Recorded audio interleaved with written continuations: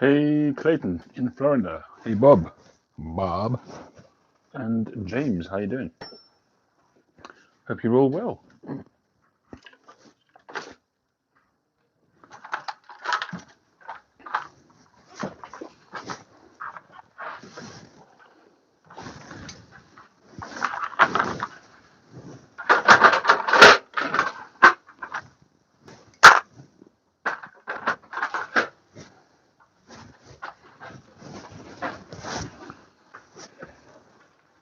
Good evening, Dave. Good evening, Amber. Good evening, Reds. Dale, how you all doing? Got in a few minutes early, actually, for a change. Well, thankfully, my workshop has remained as it was left. My little temptation biscuit, which I leave as a temptation, is still there. So it's been there since Friday. All the little bit of rubbish that was still left has now been cleaned. I've locked up the bottom of the garage door so nothing can get underneath it. I've realized now that on the top of the garage door there's also quite a wide opening, so I've got to block that up. We're getting there. We are getting there. Good evening, Tom Idzinski, Tony from Rhode Island, Nick Nels, yo to you too, Mike at Briar Blues. How y'all doing?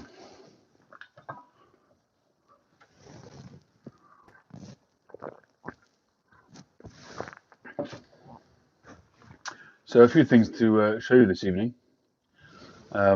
Firstly, I'm going to light this pipe up to decide what I want to smoke. I'm thinking maybe to have some more of this Dunhill Rolls 2017. I wonder if I try a folding stuff. That's actually it's quite plumed up actually. It's amazing how it changes once you open the tin. I've actually left it out here. I opened this a few weeks ago, and because the temperature's been pretty low, it hasn't dried out. I should really jar it up now.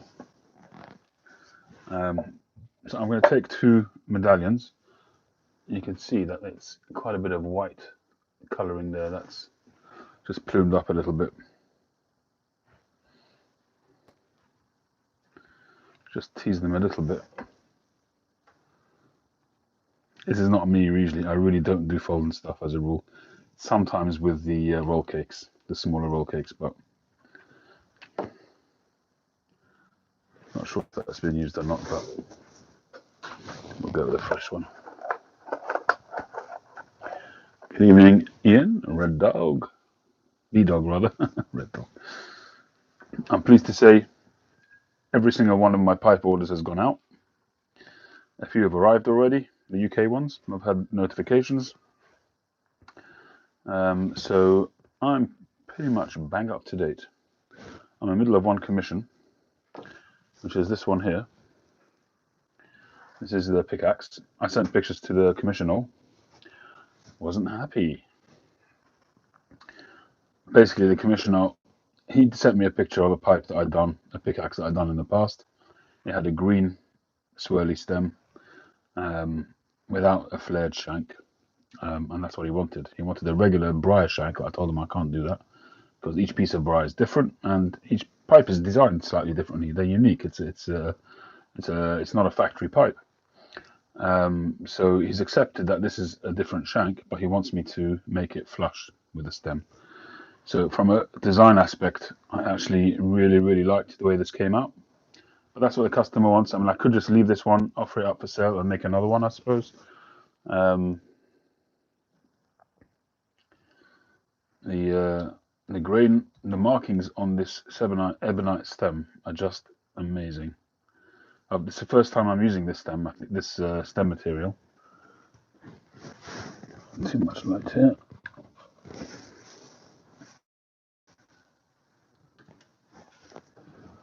The markings on it is just fantastic. Really nice sort of green markings all the way around. I think it's a really classy material. Some of the, especially the acrylic materials, they're really colourful and they're great, and they really are impactful, but after a while, once you settle down, it kind of loses a bit of the classiness, and you want a certain refinement. And I find that the ebonite ones overall tend to do that, and the acrylic ones as well. But the ones which are more of a single or just two colors, the ones which are extremely loud, sometimes over time, can sort of you might prefer to go for something more classic. But it's all a matter of personal taste. Hey Grimble, how you doing? So I selected out some stems anyway. So this is he wants a green stem, so this is what we're going to use, and we're going to put it on, and then file it down, sand it down to match the size. Then if you can see it, you've also got these lines, these circles, all the way around on the face of the shank, which he's going to lose some of those. It's a shame.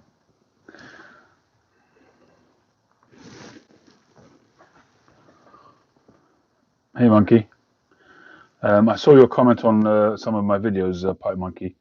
I should respond to them, but to answer your question, you asked me one of the questions. The first one was, am I self-taught or have I had training? I have had no formal training. I've mentioned a few times that I had assistance when I first loaded up my lathe for the first time. I did a live stream at the time, and I had some amazing help from people like Glenn, Drop Bear Woodworks, who helped me along the way. I've had advice from Ian Walker at Northern Briars. I've had advice from Mike Billington at Blakemore Briars. I've had a lot of advice from Mike at Briar Blues, more on the mentoring side of things, and guidance on finished pipes and things like that, but also on processes as well. Mike's a very knowledgeable guy, super knowledgeable. Who else? And occasionally from other pipe makers as well, Silver Grey, from and a lot actually from Phil Rivara, I should say, as well. And occasional comments I've had from Bullfrog pipes in Australia. Who else? Eldritch pipes, and the other English guy, the one with the I think he's also Chris, isn't he?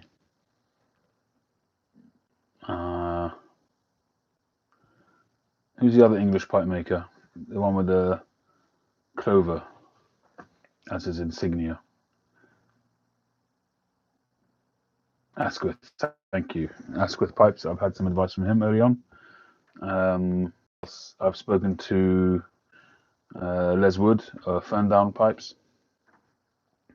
But there's nothing like actually making pipes, experience of making it, unless you've got the luxury of being able to sort of be an apprentice or just sit and watch a pipe maker, which I've never really had. Making a pipe from beginning to end. Best experience is making it yourself.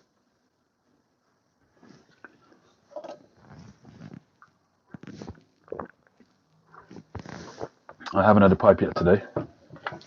So hey Phil, I just mentioned you. I was giving you praise for the help that you've given me over the years. I was gonna do a live first impressions of Bosun cut plug. You guys may remember I got a package from Cassidy Piper recently, and he had asked me he wanted to see my reaction because he knows I don't like Lakelands. But he wanted me to try the Bosun cut plug because he says it's got clove oil in there as well, and he thought I might like it. So I was going to do a live tasting of that, but he told me he can't actually watch the live tonight, so I've decided to not do that now. Hands on, yeah, definitely, Monkey. So I'm not going to do that. Anyway, so I brought out this pipe. I'm going to light this one up while we're talking. So I've put 2 medallions of Dunhill Navy rolls in there.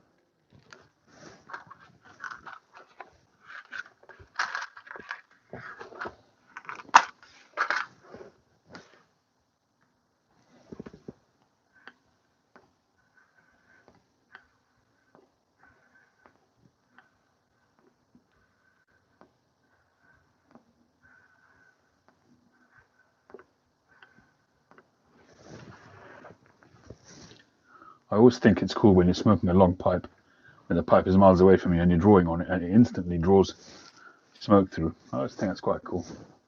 That might sound a bit silly, but that's it.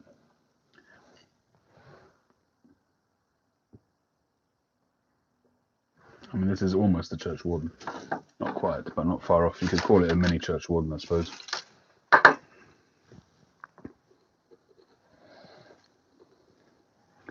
I could probably put 4 medallions in here, 2 on top of each other, 2 and 2.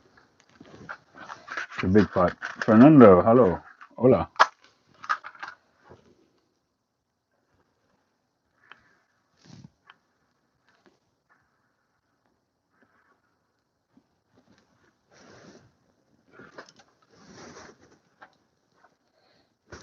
I think it must be milder, the weather, because it doesn't feel freezing cold in here.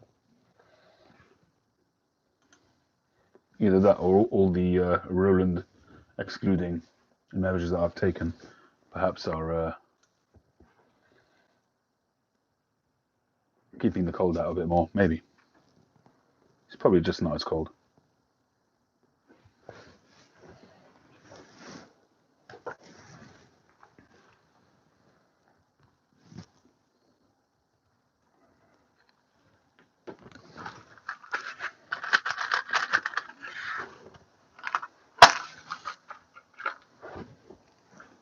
Oh, you're a lucky boy, Jack.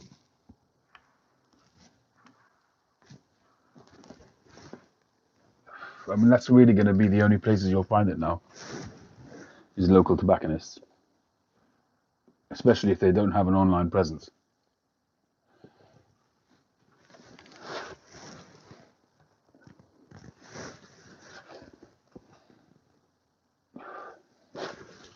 Yep, trimmed the beard, had a haircut.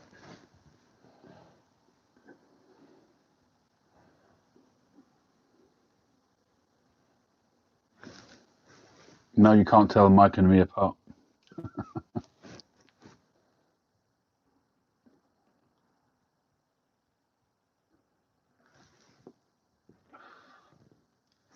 Oh, about 250 kilos, Jimmy. We're going to press that in a minute.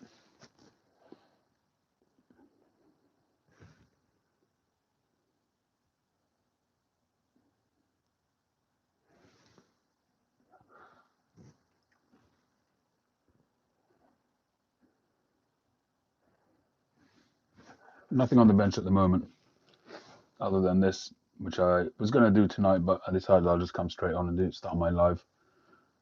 Maybe we do this a bit later if you guys want to watch me do it.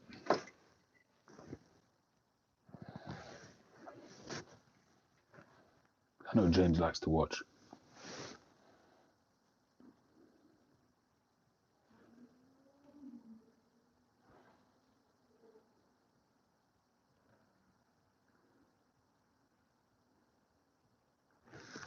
Hey, Stephen Gaffey. So I brought out with me a cigar as well, because I was thinking that I was going to be smoking the Bosun cut plug, and I thought in case I absolutely hate it, I'll need something robust to clear my palate. So I brought out a Petit number 2 by Monte Cristo, and some chocolate rogalach. Yummers.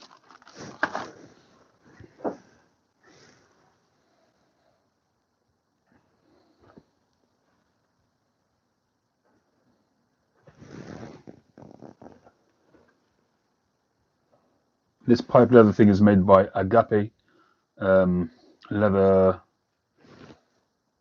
something or other. I bought this when he first started selling his stuff. His stuff is much more advanced now. I bought one at the time. I think it was about $15 or $20. He sent me 2.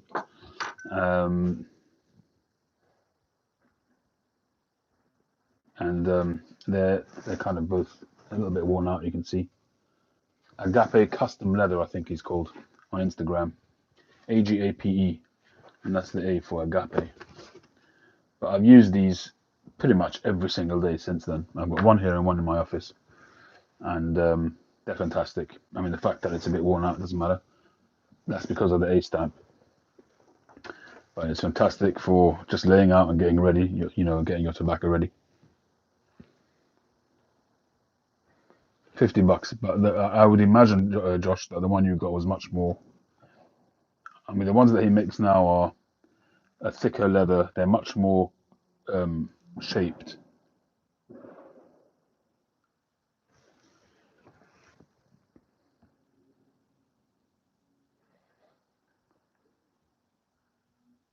The pipe's great. It smokes beautiful.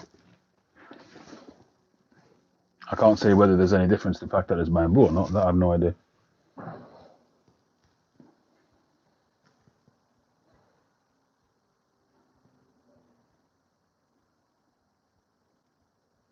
I was just looking at my Shape 55 pipe that I made the other day with a bamboo adornment, and that one's great as well. I mean, it's although it's not it's an adornment rather than a shank. The balance on that pipe is amazing. Whoever gets that pipe, I think, will enjoy that pipe a lot. I'm not just saying that as a sales shtick. It's something which kind of stood out when I was just going through the pipes that I have in stock, and when I picked that one up, the bowl end actually felt to some extent lighter than the shank end and stem end, and the balance on it is just phenomenal.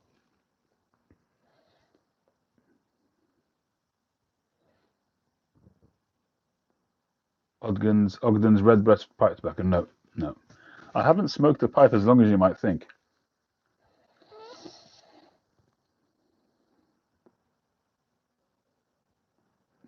I've smoked a pipe now, must be around 5 years. So that will have gone way before my time, I would imagine.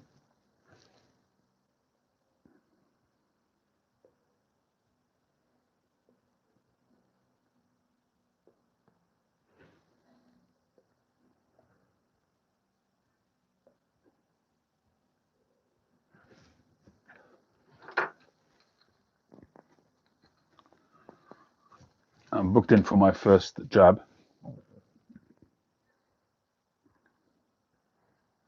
My wife had hers on Wednesday. She had a sore arm, but really, maybe a bit tired, but really no really bad ill effects, thankfully.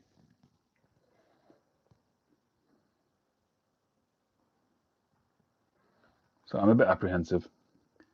But the thing to know about the jabs is however bad you feel afterwards, it's really only for a limited time usually. People don't get ill with it. You can't get ill with it because it's synthetic. Hey, Tim.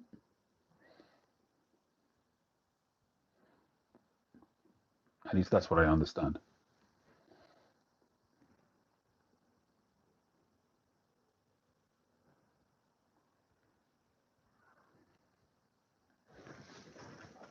So today, I got some bamboo in, which is really an exercise in just to see what kind of bamboos there are out there and whether I can make use of some of the locally available bamboo.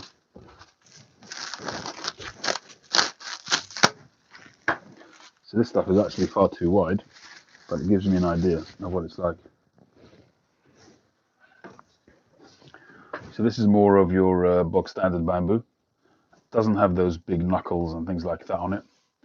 And I probably have to get narrower ones, but certainly um, I would use them for adornments. Maybe not for actual shanks, where the smoke is going to go through, but as adornments, I see no reason why not to use it. Somebody commented when I talked about it in one of my previous lives and said that it won't stand up to being smoked, but as adornments, it certainly wouldn't be an issue. And I'm not even sure it couldn't be smoked.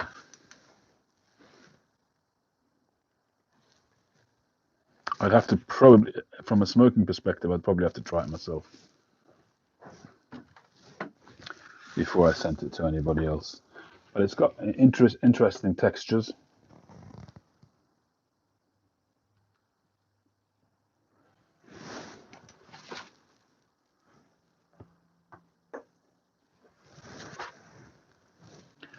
That is the bamboo from the above ground, the stock. For shanks, the bamboo used is from the root. Okay.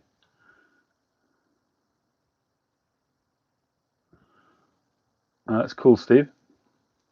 So is there any reason why you wouldn't be able to use this stuff? Besides for the fact that doesn't have the same kind of knuckles on it?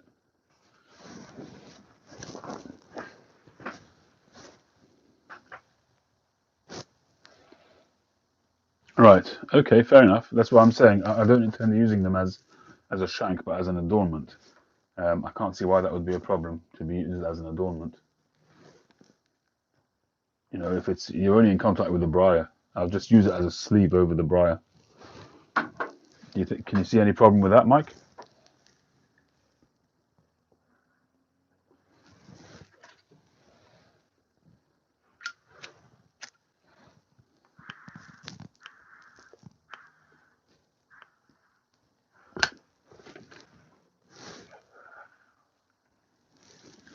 But these ones wouldn't get wet.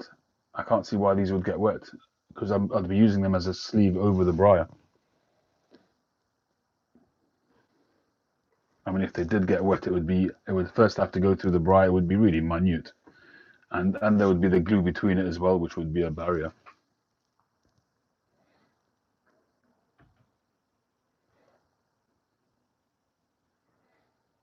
Hmm.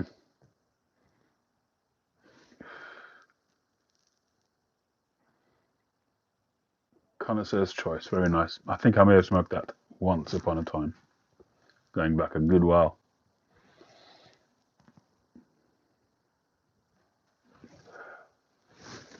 So the Bosun cut plug that he sent me was the aromatic one. I don't know the difference besides the fact that it's aromatic, but I don't know the difference in flavor between the aromatic one and the non-aromatic one. Does anybody know?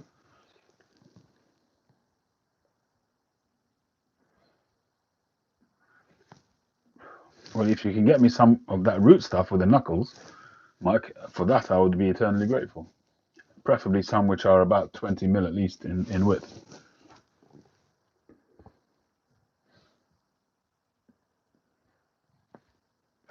I've been in touch with a couple of pipe suppliers, material suppliers, to see if I can get some of the bamboo in wider diameters.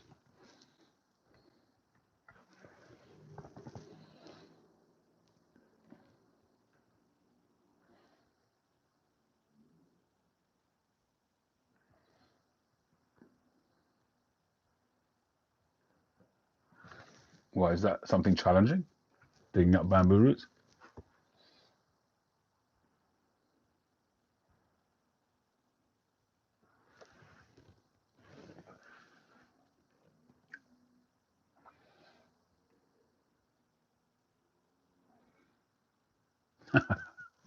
I wouldn't know where to go to try.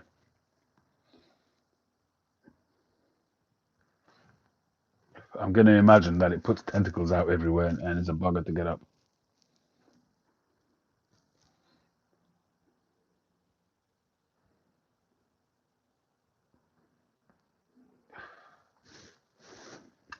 So can you explain to me then, given that, I mean, I know the stuff is all these shoots coming off when you see it in the raw, but how do you end up with a piece like that? Or has that been straightened out?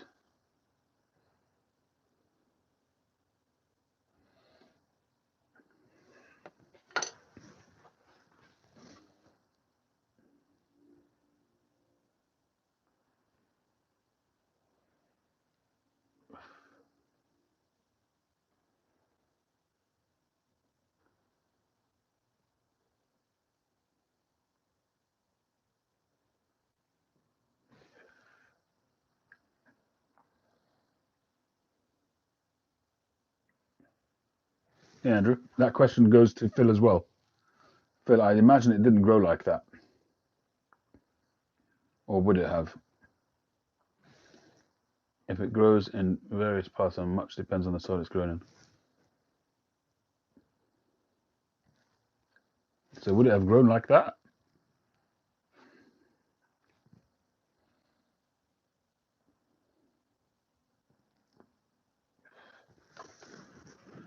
These are the bits that I've got. Like that.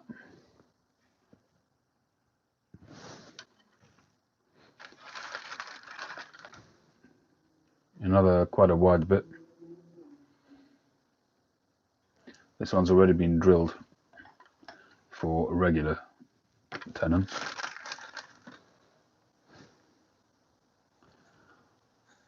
And that's a bit of black bamboo. I like the look of black bamboo, but that end has been buggered up a little bit.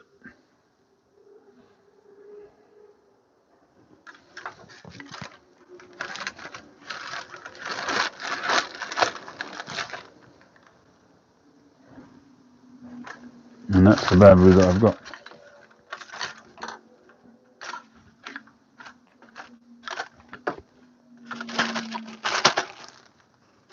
And I've got still another single knuckle.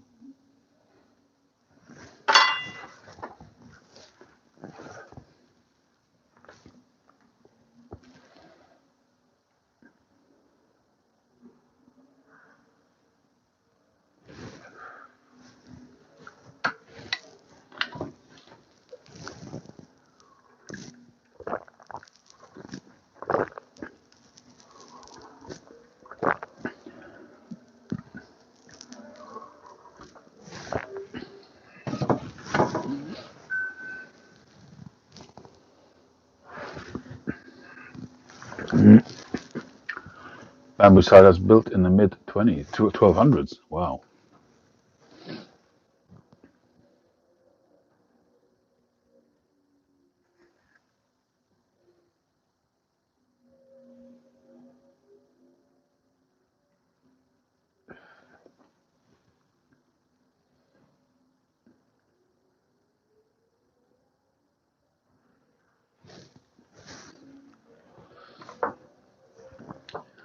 Right, you guys want to see me do this, or should I leave that for tomorrow?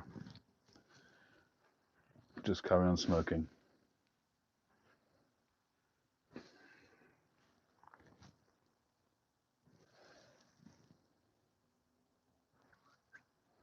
It was interesting making this pipe. I did it with a tapered bit, and it looks bigger than it is. It's really quite a lightweight pipe. The staining came out fantastic. Got a really awesome grain on it. I don't really want to, Mike. I'll be perfectly honest with you. I mean, I could just make him another one. Um, to be perfectly honest with you, I mean, I did explain to him that you come to an artisan pipe maker for their take on a pipe. No two pipes are made identical, but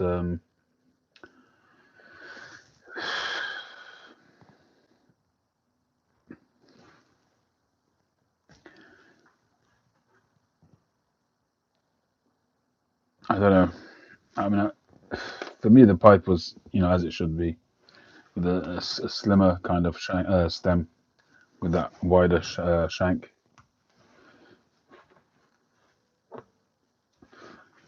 Pretty much, I had that discussion with him. I actually spoke to him on the phone just to make sure, because I said to him, "Look, I can't really, you know, some customers have. I mean, he's a nice guy. He's a lovely guy. I've actually met him in JJ Fox's in the past. I've known him for quite some time. I don't have a personal relationship with him or anything, but I know who he is. And and he just knows what he wants. I think he's got a very personal style to things, and that's what he wants. So I have had that conversation with him.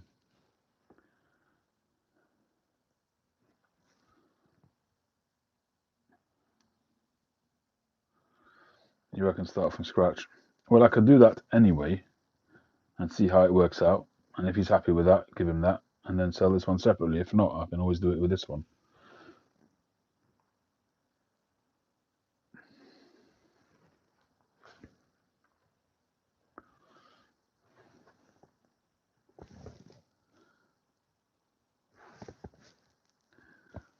It has got some awesome grain on it.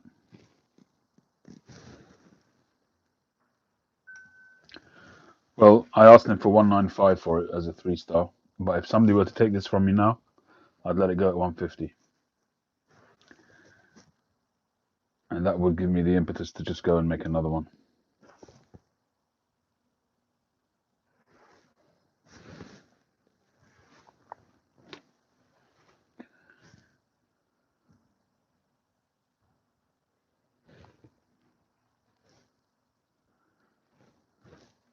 Do you want a closer look? I'll give you a closer look with the other camera.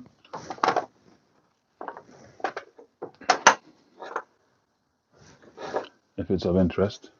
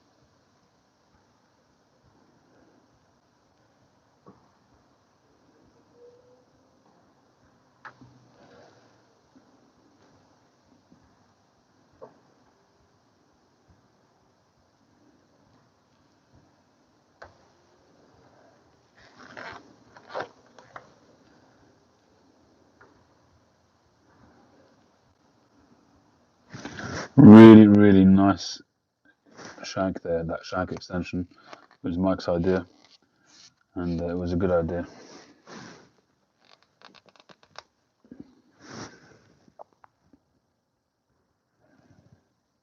A little bit of plateau over there, but otherwise it's a very clean piece of briar. Very, very clean. I don't think I actually saw any flaws in it.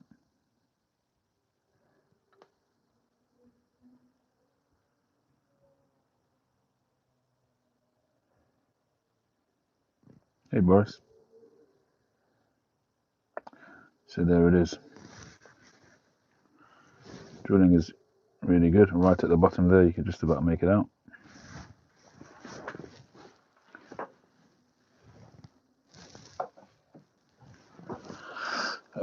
Do I have another piece of briar? I would have thought so. Any plateau with a half decent sort of grain sort of potential should give you the same thing. No reason why not. It's simply a plateau turned on its side. So, I mean, this is not an ideal block, but imagine if that's the. I mean, I know you know this, Mike. I'm just sort of sharing it. Let me see if I've got something which looks a bit better. All right. So take this pipe. Oh, Golden Bennett.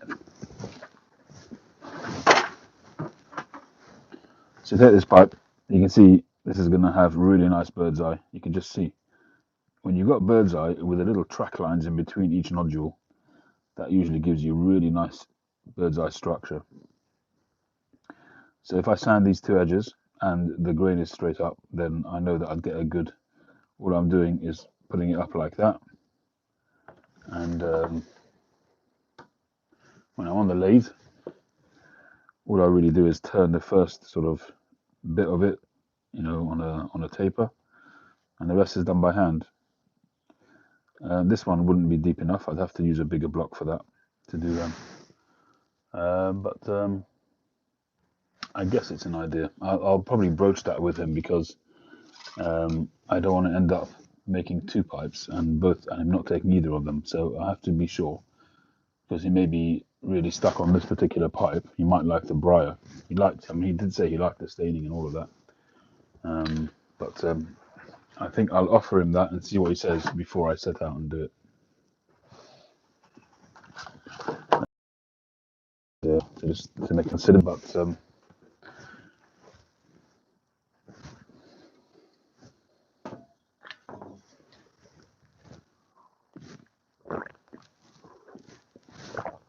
I guess I won't make that this evening.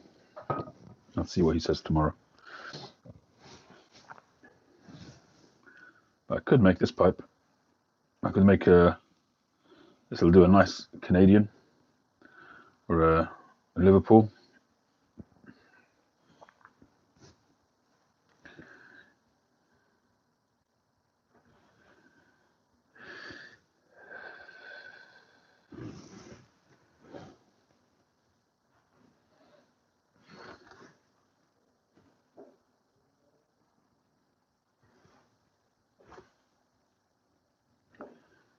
It looks like it's got a grain structure which is fanning out from the center there somewhere. So it's kind of like a rays of a sun. So that would be some nice grain. It would make an awesome ring grain pipe by the looks of it. Sandblast. A straight apple. It's a long piece, so it'd be a shame not to make use of that to make a long shank. I don't do that many long shanks, but the Liverpool that I made the other week is still in stock. It hasn't been bought yet. Hey, Chad.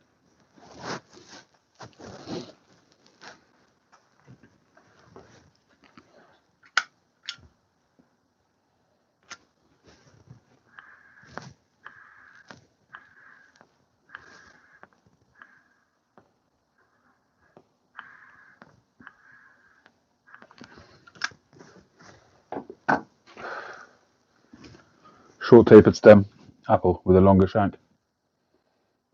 Mm.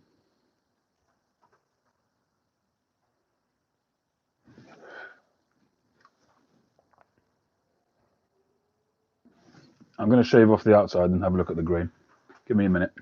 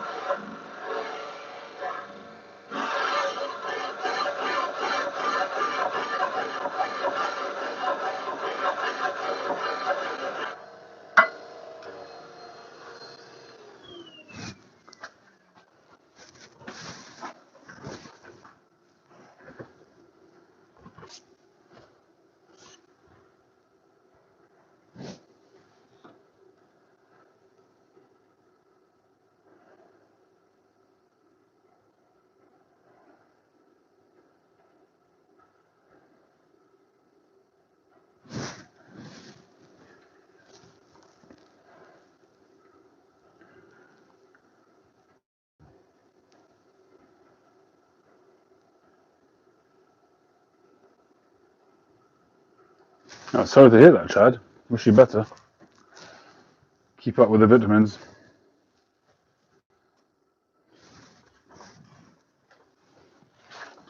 That might sound like a silly thing to say. You're the one that's dealing with it, but it's not bad advice.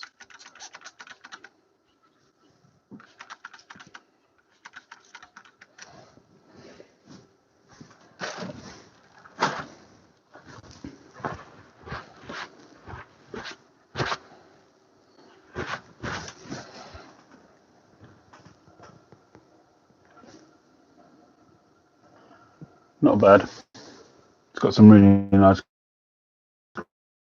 grain.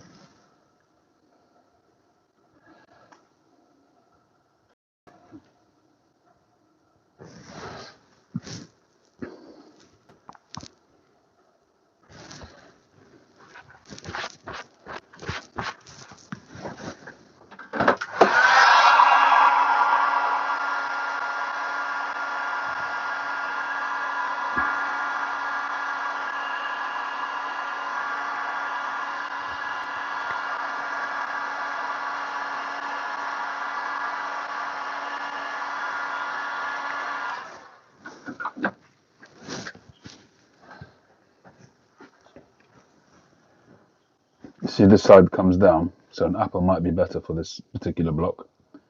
Otherwise, it will be quite a short pipe. If I go for a straight, an apple might just give me another couple of millimeters to go round there.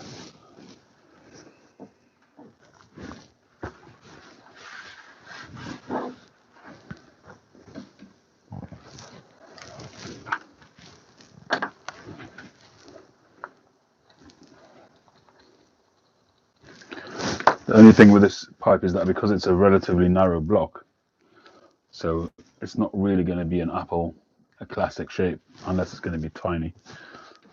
So this block either wants to be left as a plateau top block,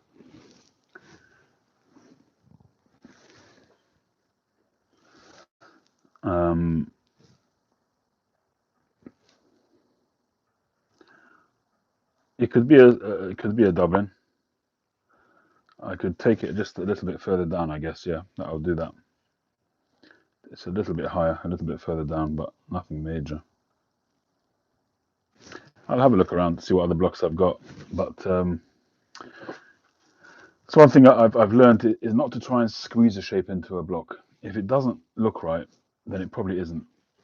And something else will come to you in the future with a block. And it's funny how that works. Sometimes you look at a block and you think, what can I do with it? It's an inch and a quarter.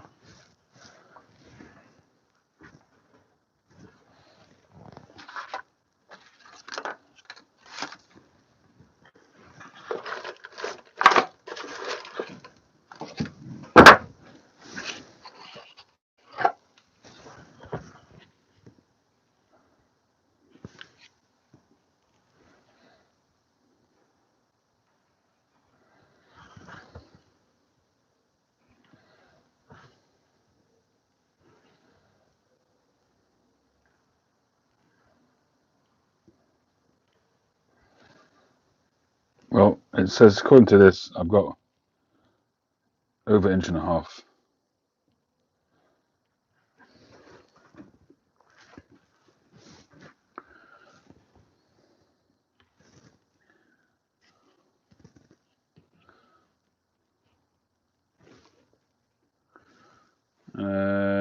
Let's see.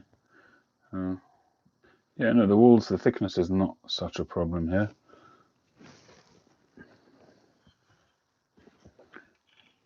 No, it wouldn't be that shallow.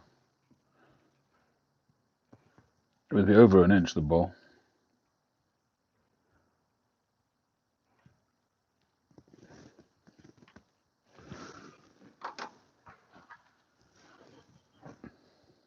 The width of the block is 45 mil. If this was going to be an apple, it would be a really shallow apple to get that round shape. Maybe if I did one slightly sort of a oval kind of shape, that would work.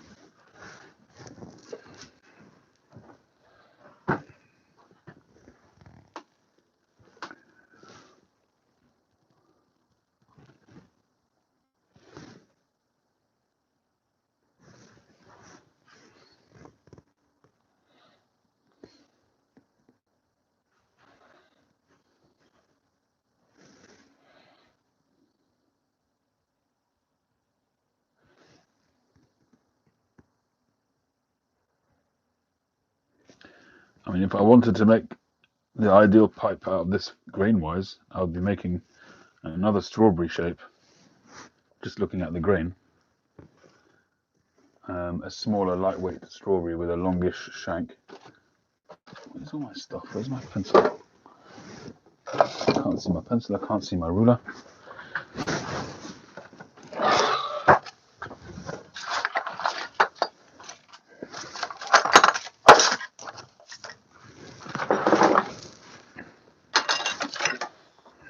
See you, monkey.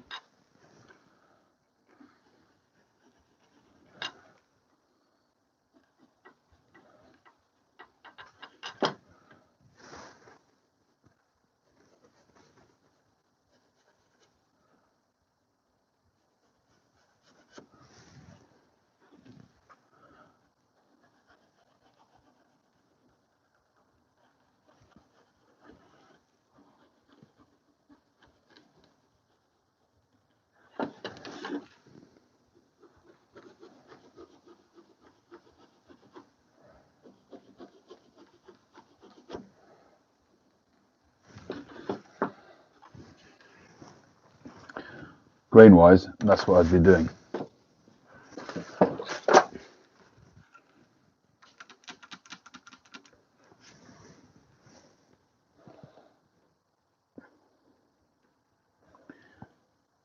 So ordinarily I would start from that end with the bowl, but from a grain point of view, if that's what you're talking about, Josh, you're absolutely right.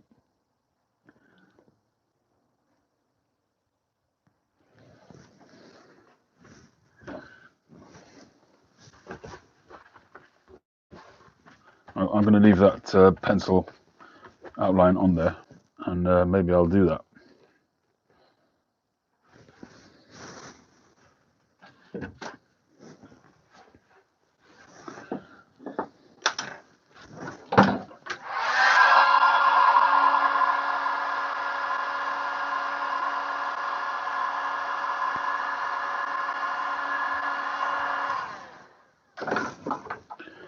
also the plateau is very uniform. It's virtually horizontal there as well at that point. So I would probably freehand that, freeform it. I probably wouldn't do that on the lathe other than drilling it, make more of an oval kind of, because it's narrow-ish. In terms of the bowl,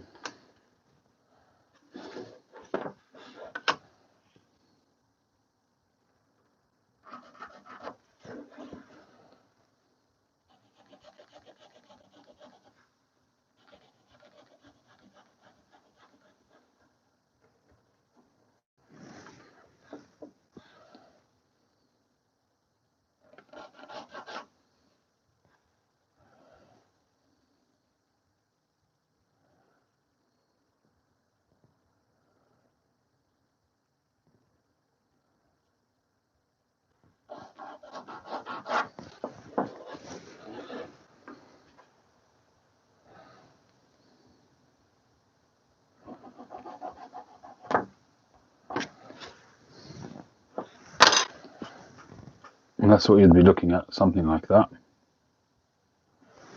Fence is all done, Jeff. So far, so good. I showed it in my video on Friday or Thursday. The bowl depth would be about 34 millimeters, which in inches is about 1¼ inches. Yeah, about 1¼ inches.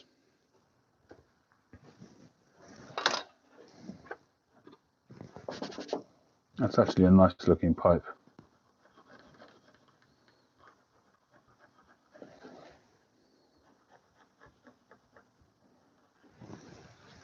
I quite like this little, it wouldn't necessarily, I could do it completely round, but I quite like this little ridge here that I've made, that I've drawn on.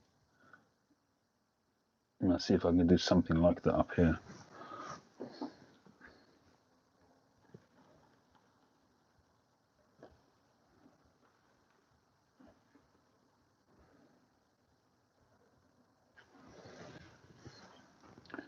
Something like that.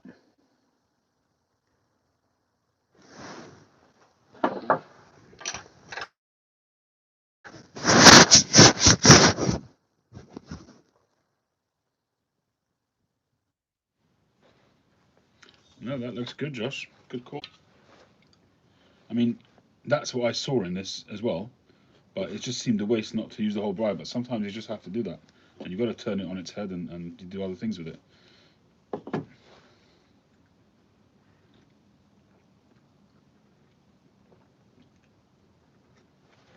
But that's a good call, Josh.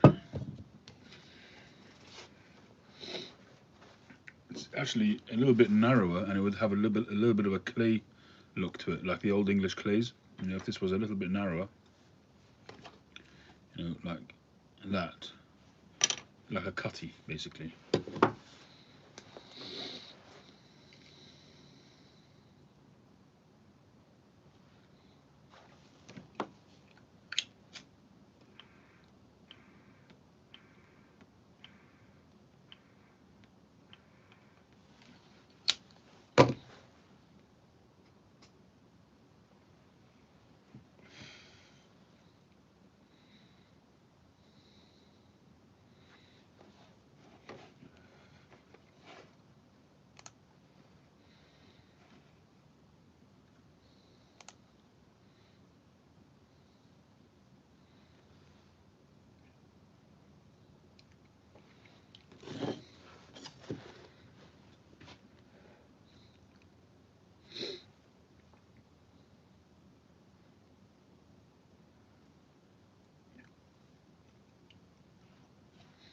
I do find though, even if this, you know, if that works out and the briar is clean, I do find that a lot of people prefer at least a part rusticated or sandblasted pipe. Do you find that, Mike, at all?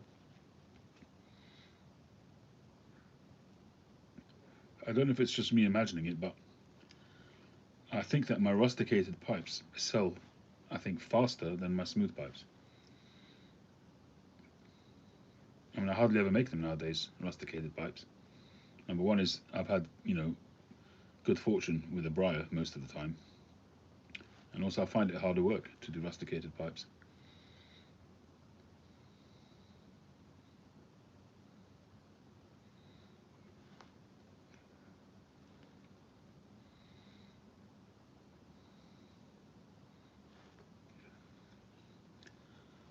There hasn't been a huge difference in price between the rusticated ones and non-rusticated ones, to be honest. Yes, the 3-star ones are up closer to the 200 mark, but my pipes are even the rusticated ones are going to be around 165, 170, that kind of thing.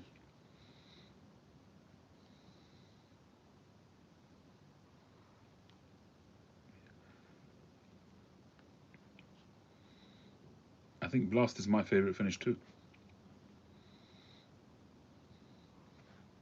Jeff Babarecki, I don't know if you're a pipe maker or not.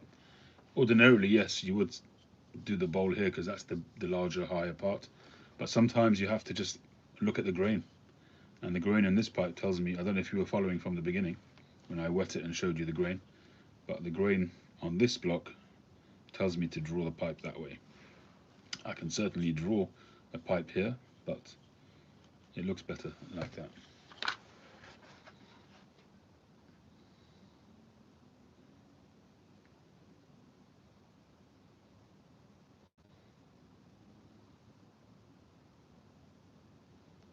Well, that's a practical reason there, right there, Phil.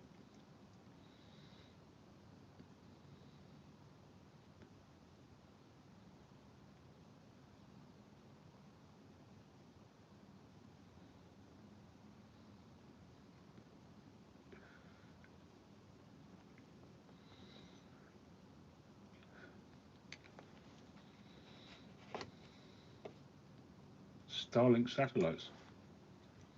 Are they different to other satellites that have been up there for the last, I don't know how long? I never have a problem finding satellites with my binoculars on a clear night. You can see them zipping across the sky, no problem. You can catch the space station, slightly bigger than the satellites.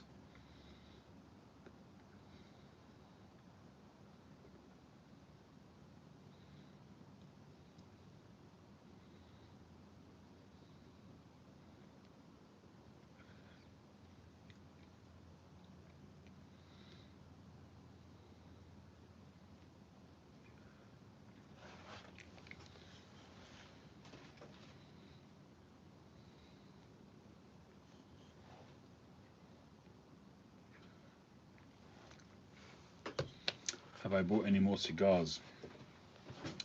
Nothing of significance. I bought a single, a limited edition Romeo and Juliet from 2016, but that's just one cigar. I haven't bought boxes or anything like that for a while.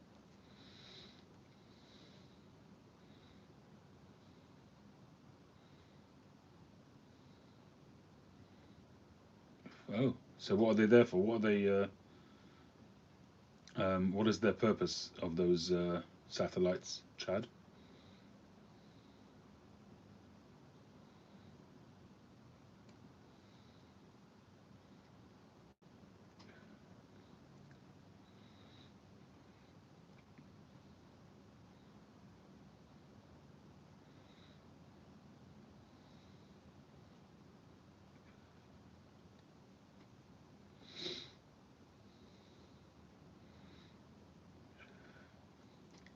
The amount of stuff that's orbiting around Earth is just. I'm amazed that they haven't had, in space collisions.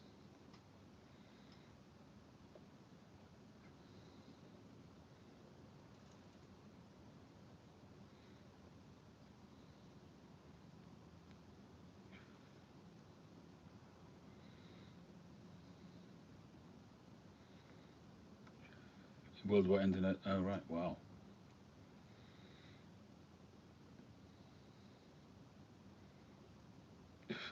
Well, if you're out in the sticks, Phil,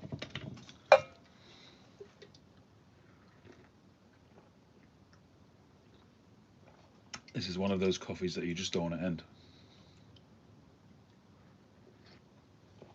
I had that once with a a bowl of Northwoods. I just didn't want to end.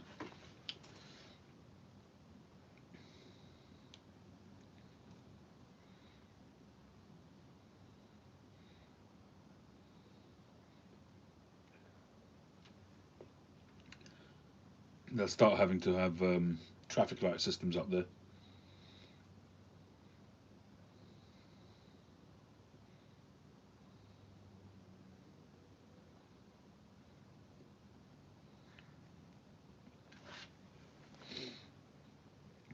Well, the folded stuff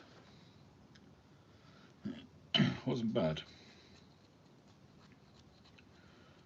Possibly kept the temperature down a little bit, possibly. But this pipe has got decent thick walls.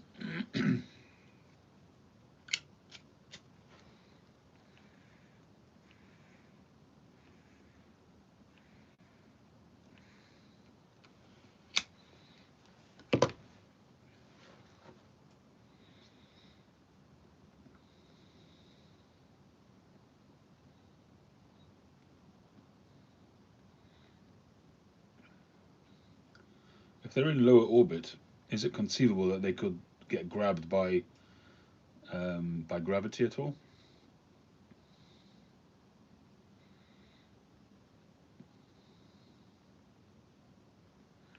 I mean, I assume that they've put them up beyond that, but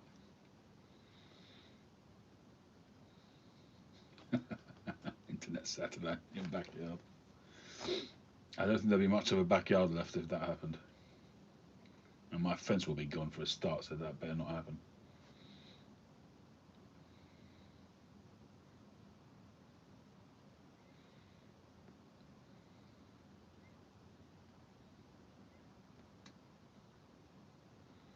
Hey, Hawk. Yeah, living in a city is not good for the seeing. I went through that whole process about 15, 20 years ago. I had a variety of a variety of telescopes, and all I've got left out of that whole thing is a few little eyepieces knocking around somewhere. I've got an adapter for one of my tripods, and I still have my binoculars. And I enjoy taking out the binoculars every so often. I always take them with on vacation because we tend to be out in darker sky areas.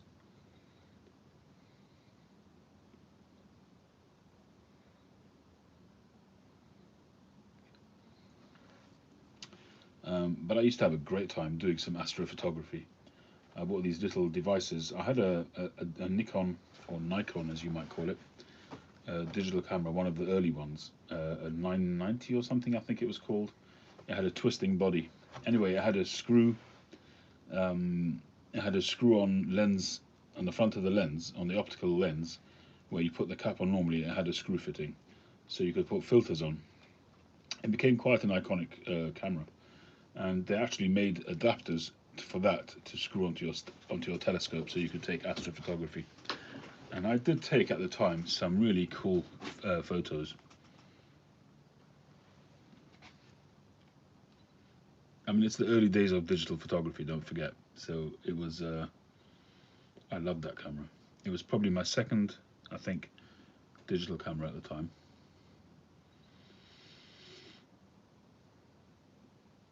And I got some pretty acceptable pictures of Jupiter and Saturn.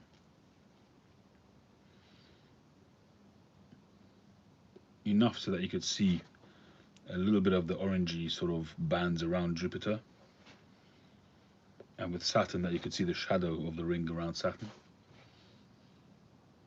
They weren't sharp, but they were acceptable.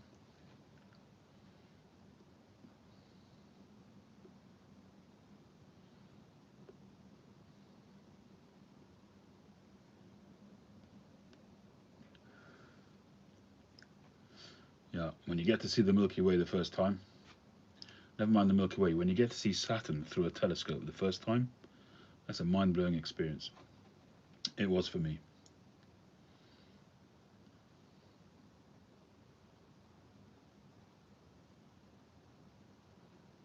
Hey, drum.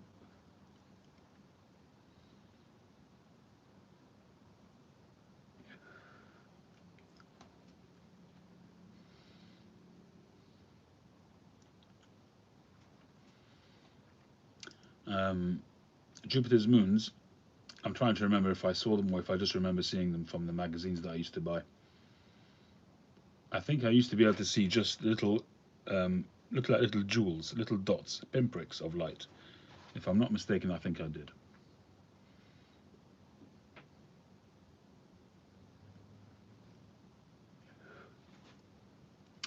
And in the old days, I used to have right outside the back door of my house, I used to have a rabbit hutch which I made, and it was a pretty solid thing, a big rabbit hutch. And I used to perch the telescopes on there, and until eventually I bought a really big telescope with a big tripod, one of the ETX. I can't remember the model numbers anymore, but it was a big one of these big computer guided telescopes.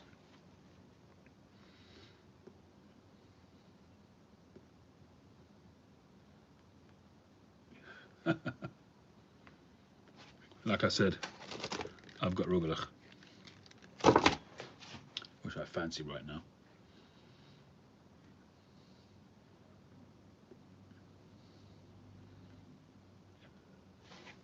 And I've got a baby sucking on a dummy. There's no good view here. There you go.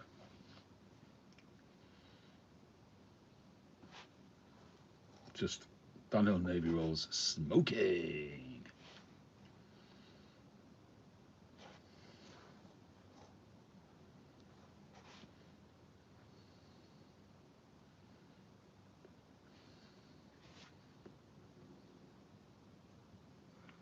There is an observatory. There isn't an observatory down the road, literally a 5-minute drive from here. They've got 3 or 4 telescopes, big ones.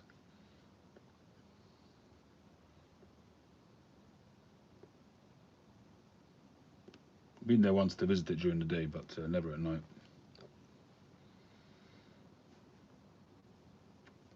In a built-up city like London, it's very hard to get good clear skies. You've always got the orange glow from all the lighting in the city, and that kind of distorts the viewing, the seeing as it's called.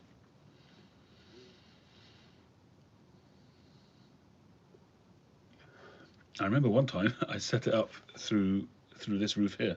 You know, I've got this sliding roof here. I remember setting up my telescope on a high something or other. I put up some kind of contraption and looked at the skies through the roof here. All right, Steve, have a good one.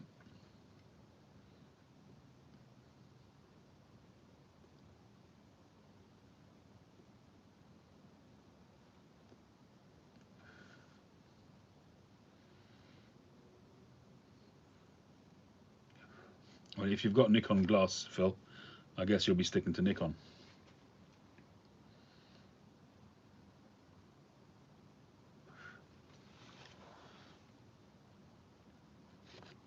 This one, we've just been playing around with some designs, and it's one I've been thinking of using this block for. It's kind of a block I would normally use for a long shanked pipe, but the grain on this just works with that shape.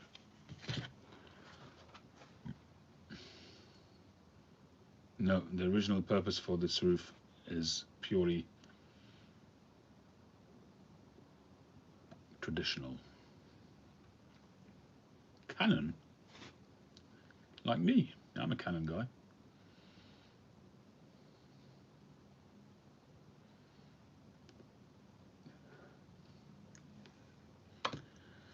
I actually took my camera out for the first time in many, many months last week.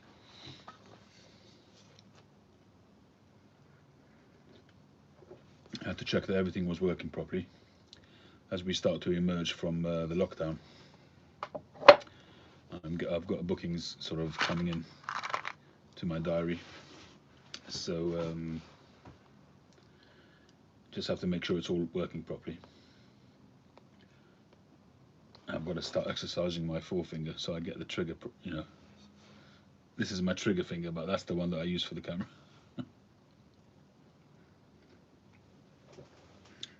That's a good coffee. All right. Time for a robber then.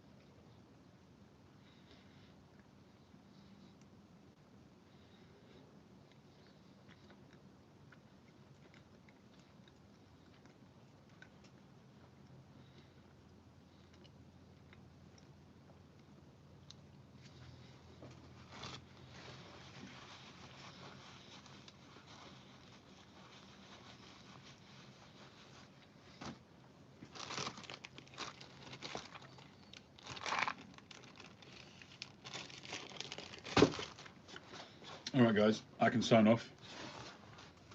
Alright, old lang syne. Or I can make a start on this, what do you reckon?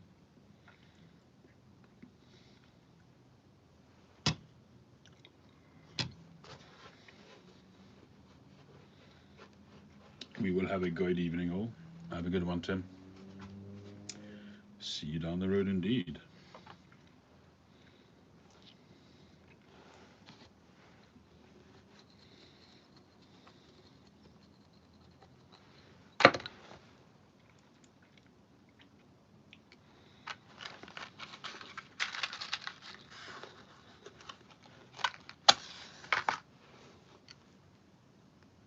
Hey Tom.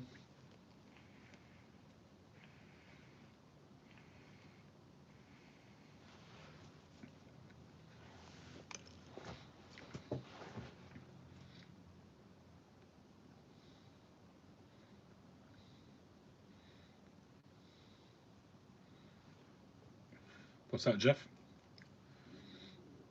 3-1-3-I. I.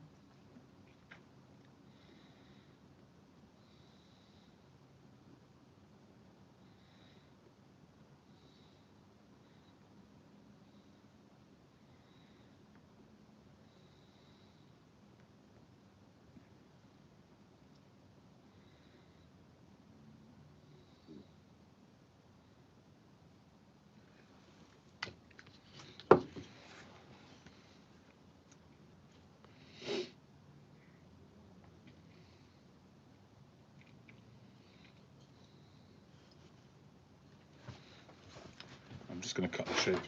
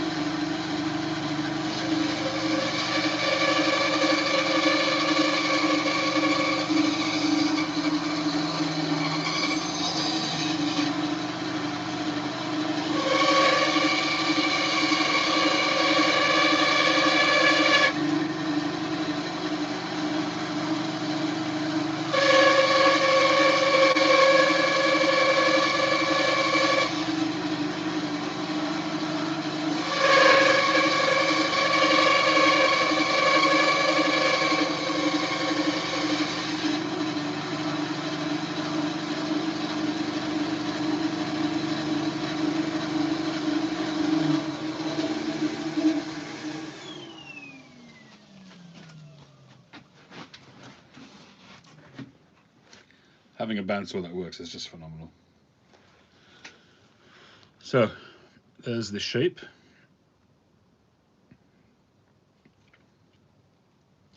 I'll probably leave the plateau on because it's really nice and horizontal and a really nice plateau.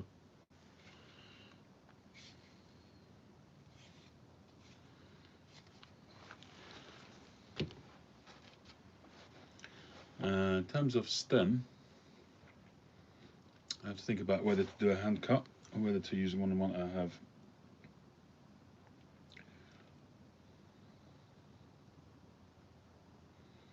I'm going to do a short taper. Well, it doesn't have to be that short.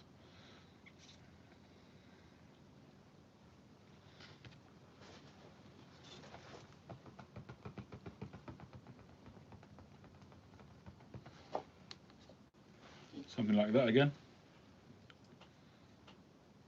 I'll go for classic black. Or maybe just a regular black and red Cumberland. A brindle.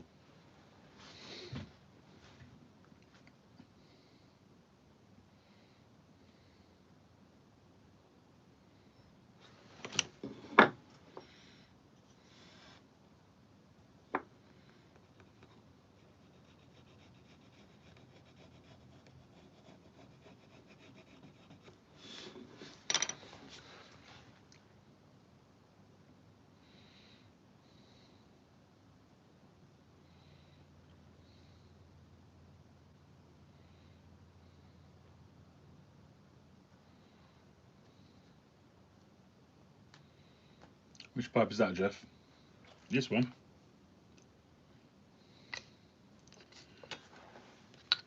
Well, maybe I priced it out too high. Who knows?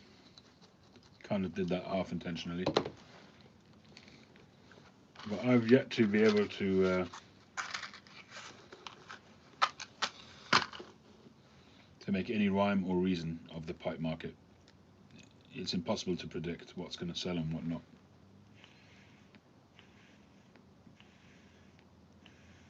Unless you're a pipe maker like Jim Cook, where everything sells, you don't need to worry about it. But I'm not at that stage. No, Jack.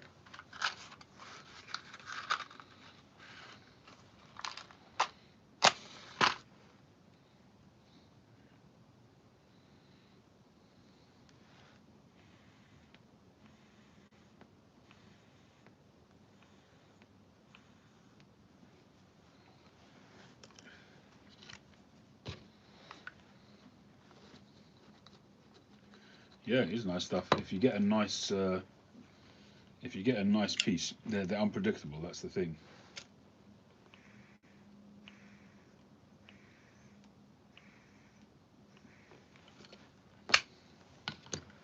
Until you cut into it, you just don't know what it's going to be like inside.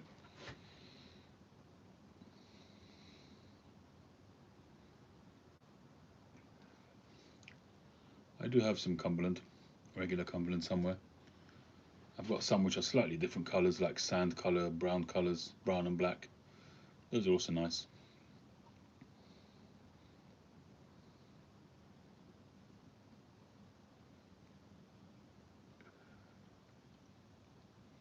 Mm.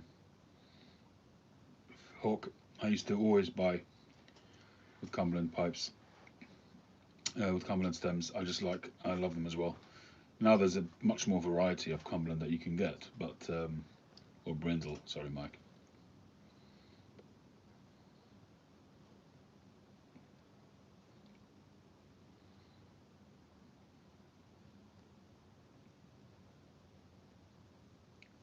Hey, Daniel. What colour acrylic stems? All different colours. Yellow, green, brown, blue.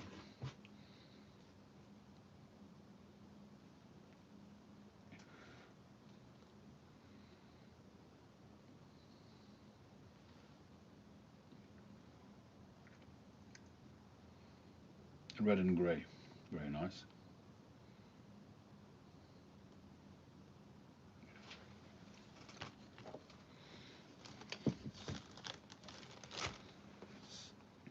Oh yeah, I agree, Andrew. Working with Ebonite is a lot easier than acrylic. I probably wouldn't even try to hand cut an acrylic stem. It's just not. It's just not worth it for me. So the ones that I do hand cut will be either Ebonite or Eldritch at this stage. Eldritch stuff is also very soft, so it cuts really nicely. You need to do quite a lot of work to get it to shine. Not to get it to shine, but to get rid of all the fine sort of scratches. It takes longer to sand and finish than Ebonite. I would say Ebonite, I guess, is probably the easiest to work with. But overall, initial shaping is easier with Eldritch, I think.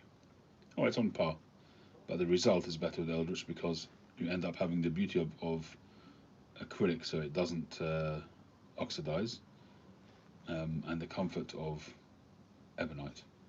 It's a really, I mean, what he's done is remarkable. I mean, he has done an amazing job combining the attributes of the stem materials out there into something which is a great hybrid. Yeah, I don't like. I've tried turning acrylic and I don't like it. It chips away, bits fly off, and a lot of the acrylic that you buy is also square, and square is a nightmare.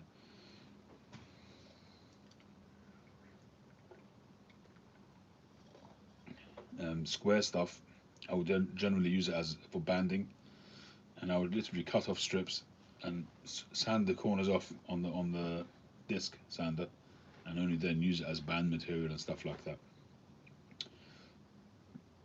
But I don't think I'll be turning acrylic stems anytime soon. Bakelite stems, no idea. It's Daniel. I've never worked with any. I don't think I've ever had one. And apparently they're nice, but they shatter. They're fragile. They're like glass. Well, people do like them. Peterson recently brought out a range with Bakelite, with some old Bakelite that they had. You do get imitation Bakelite, but I've never worked with it. I'm going to see what ebonite I've got that might work well.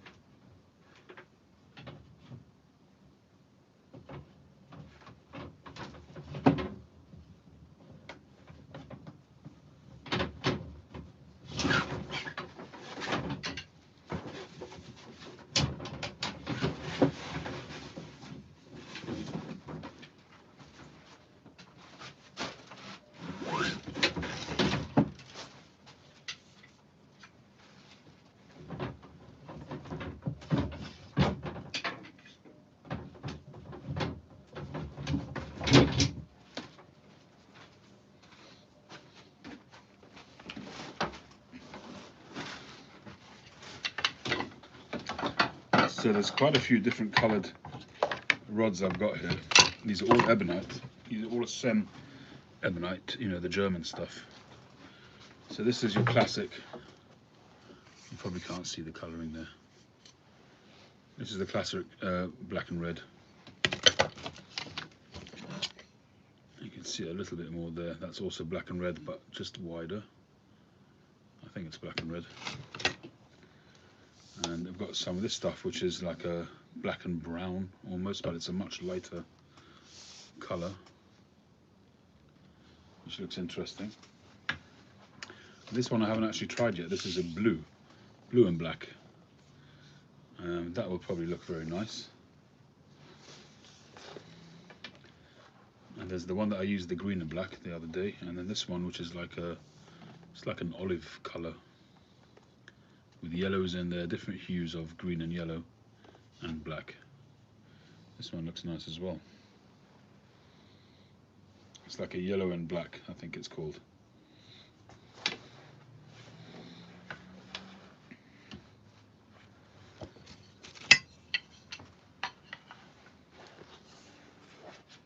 Well, this is going to be quite a narrow shank, so it would be a shame to use a thick one like that. So I don't know, maybe I'll use this yellow and black and see how that turns out.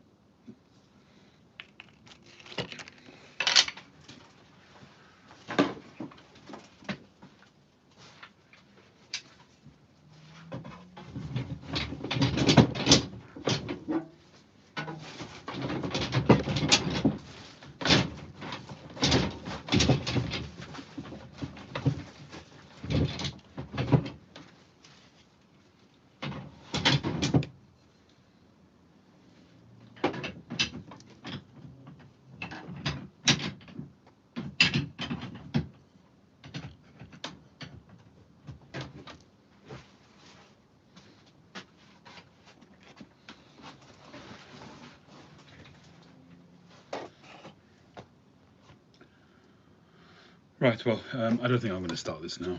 It's 20 past 1 already. Perhaps we'll have a crack at it in the morning, see what time I get to sleep tonight.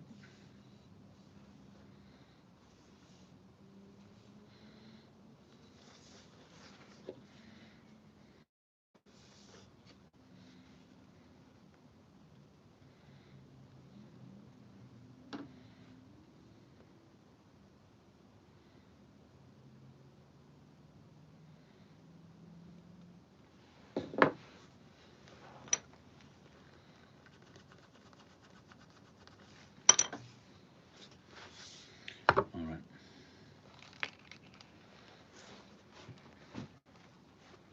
Yeah, I could do. I could use the Eldritch stuff, but I think I'm going to have a go with the Ebonite. I think I prefer working with the Ebonite. That stuff is really, really amazing. Has a very nice shiny finish to it. And so far, I think it's my best hand cut stem to date so far. The button there came out perfect.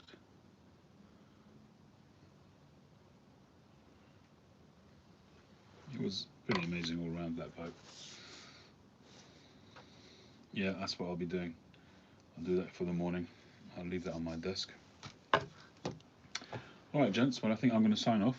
I'm going to say thank you very much, as always, for joining. Thank you, Patrick. Thank you, Hawk. Thank you, Daniel. Thank you, Dave, Jeff, Humdrum,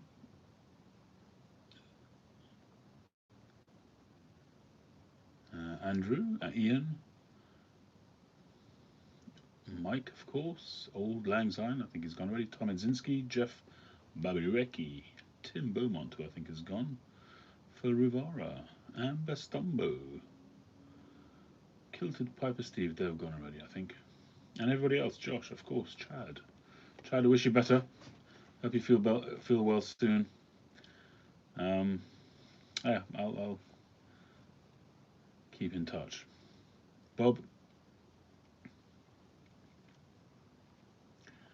are you willing to leap out of your comfort zone? Take the scrap extra piece of briar from the block and make a briar stem. Whoa. I'm always happy to leap out of my comfort zone. Interesting thought. Interesting thought. I've never ever done that.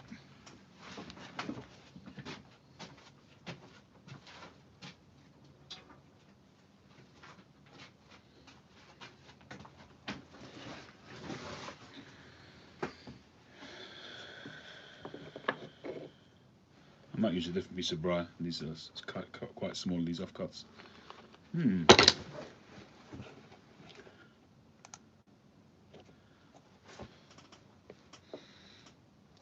people actually buy them? I've seen a few of them around.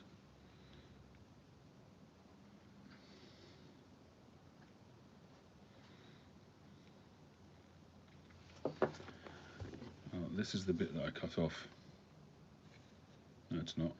Is it? Hang on.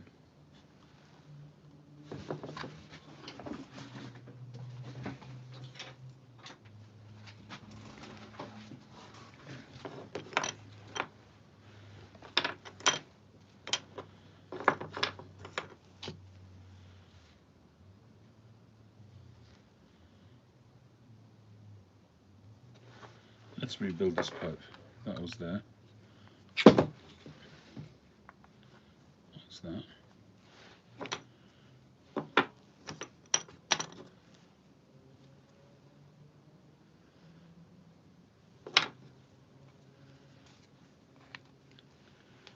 That's that. Get in there.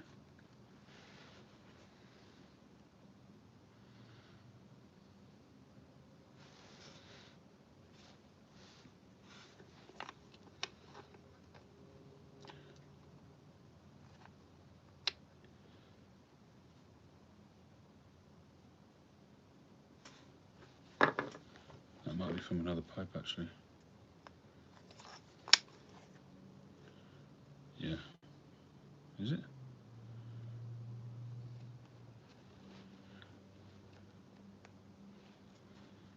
above the shank piece, yeah.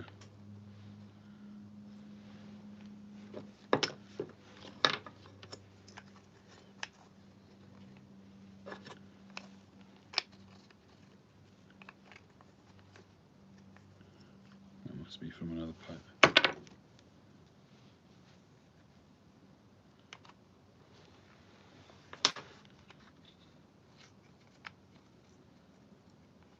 It's interesting to put a piece back together again.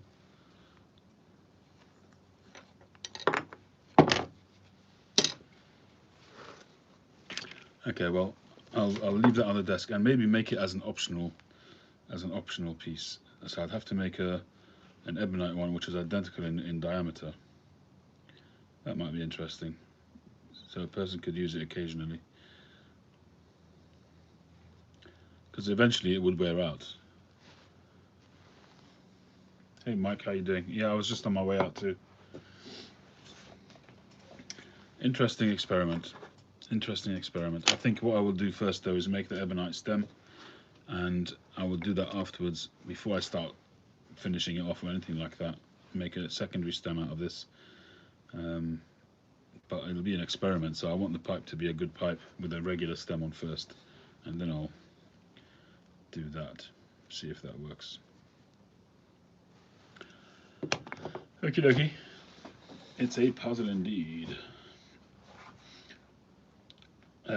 Well, I'm not sure what's going to be tomorrow because my afternoon is my afternoon tomorrow. I won't be available. I won't be making a pipe tomorrow afternoon. I'll only be back in probably around 8 o'clock at night. So whether I'll fancy doing a pipe or not, I don't know. And depending on when I get to bed now, maybe in the morning I'll have a couple of hours. So we shall see how we go. I could use it. No, I wouldn't make a stem out of mortar. No, definitely not. Mortar is just too fibrous. It would just break apart eventually if somebody used that as a stem. And shaping the bit, I think, would be quite difficult with mortar as well. It just wouldn't stand up. Mortar is the wrong material for that. No, that wouldn't work to my mind. Anyway, thanks everybody. Catch you on the next one. Nighty night.